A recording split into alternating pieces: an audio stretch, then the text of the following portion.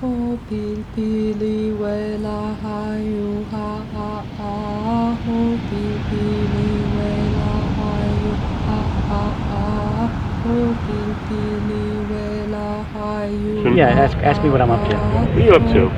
I'm making a little video, Mike. Oh yeah? Yeah, it's about landscape archaeology. Anusa, anusa, awe ili hayu ho pili wela hayu ha. It's landscape archaeology. Landscape archaeology is a way of synthesizing archaeological, historical, and cartographic information so that you look at the entire landscape as a sort of cultural artifact. Like all this landscape around us has been shaped by sort of layer upon layer of like human activities, starting with the indigenous population prior to Spanish missionization in the 1770s.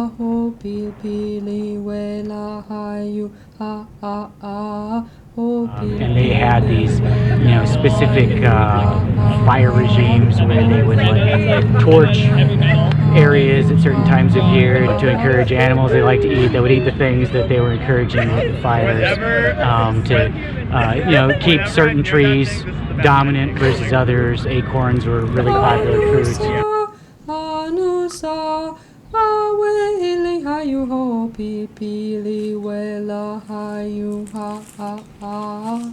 And then when the Spanish missions began, they sort of changed the landscape a second time. When the Spanish come in, they keep the Indians from setting fires. And then they bring in their own set of plants, their own suite of weeds, and so those things take over the landscape and make it look totally different all over again.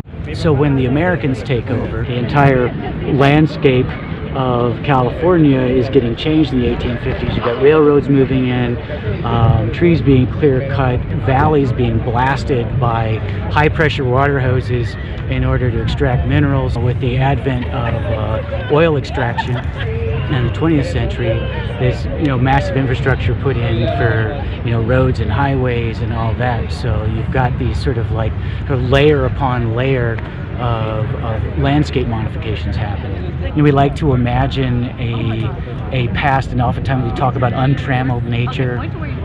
Like we want national parks to be sort of free of the footprint of mankind, and we leave out the fact that oftentimes those landscapes are so attractive because of the way that they were managed heavily by indigenous populations that lived there and trammeled those places and literally made them that way. These are anthropogenic landscapes.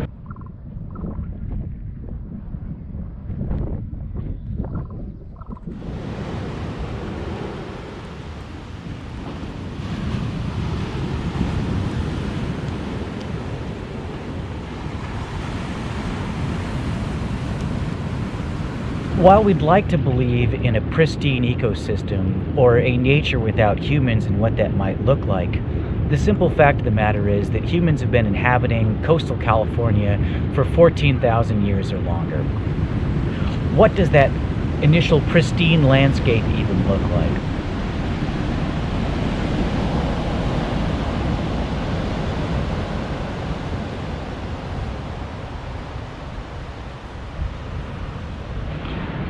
There is actually far more forest today in coastal California than there was prior to the Spanish colonization of the area. Native fire regimes maintained vast coastal plains in places where today those places have been taken over by forest. So this raises an interesting question. Is this what the coastal California landscape looks like naturally? Or does the wild and unspoiled Northern California coastal landscape as we imagine it look more like this?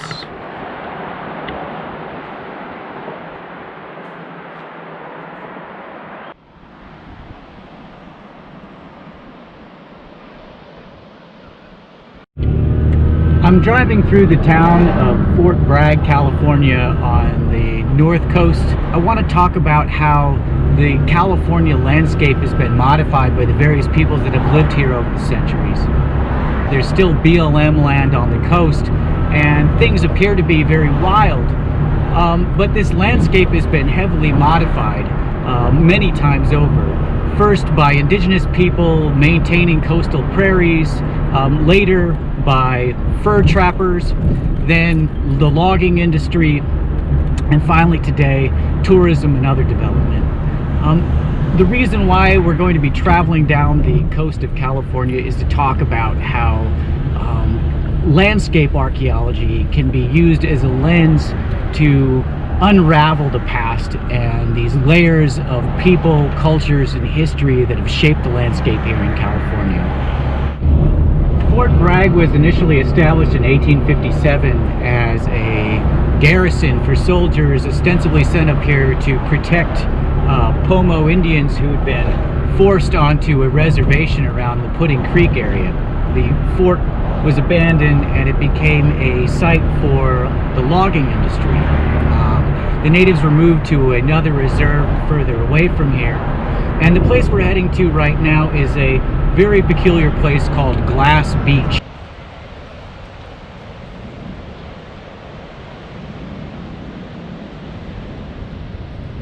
As the lumber industry boomed on California's north coast from 1856 onward, the town of Fort Bragg grew and the Pomo Indians were displaced to a reservation.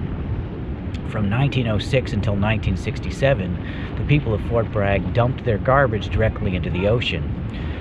This created a rather unique environment. As the surf pounded the garbage, the bits of glass were rounded and smoothed, and gradually you created an entire beach made up of artifacts. So this place, Glass Beach, is effectively an anthropogenic landscape, or a man-made landscape. One of the important concepts that geologists and archaeologists are talking about today is this concept of the Anthropocene. The Anthropocene is this idea that human behaviors have so radically altered the natural environment that we've entered a new geologic epoch. When did the Anthropocene begin in California? Did it begin with the massive cities of San Francisco, Los Angeles, and their surrounding suburbs, the freeways, the influx of people, the modern technological society that we inhabit today? Did it begin in the 1850s with the gold rush and the coming of the railroads and the extraction industries in California? Did it begin in the early 19th century with the fur trade? These are the kinds of questions we need to answer if we want to conserve or restore the natural or wild California landscape. What does that prior landscape look like? Interpretive signage, place names, roads and trails, conservation areas, colonial mission sites, and architecture all carry memory and meaning about the past into our present consciousness and understanding of California's history. Do we privilege certain memories over others?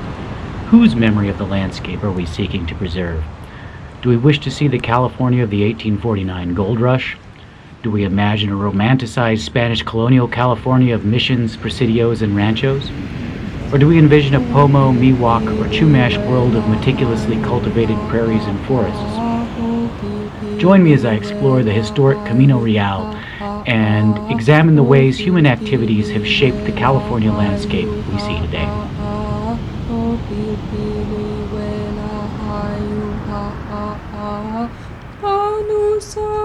Anusa, awe ili hayu ho pipili wela hayu